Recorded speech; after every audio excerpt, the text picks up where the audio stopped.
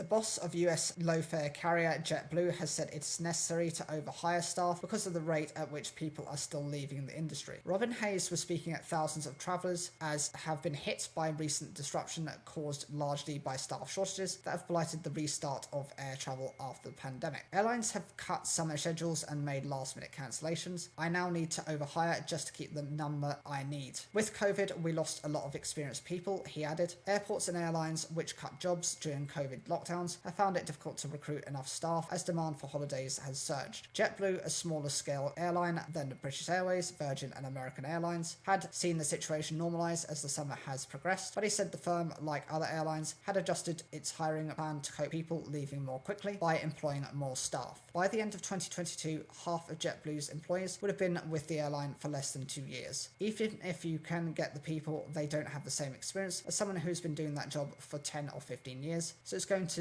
take longer for them to learn the skills. Those adjustments can take some months, but Mr. Hayes said JetBlue has increased its training capacity, added more simulators and built extra classrooms in order to keep hiring. Your attrition is much higher, he added. You're hiring people, but then they're leaving more quickly, so you then have to readjust your hiring plan. Mr. Hayes does not expect the aviation industry to be back to normal until next year. He said airlines would approach 2023 more cautiously than they had this year, with many carriers, including JetBlue, had to scale back their operations due to resourcing challenges. He said he expected that by the end of this year, business travel would likely recover to 80% of 2019 levels. The US has been dealing with problems caused by a shortage of pilots, according to United Airlines. Pilots are expected to remain in short supply for years. The airline recently said the country is only able to produce a maximum of 7,000 pilots a year, but carriers need 13,000 staff this year. However, in the UK, shortages are worse for cabin crew and ground staff. Last week, JetBlue reported a £125 million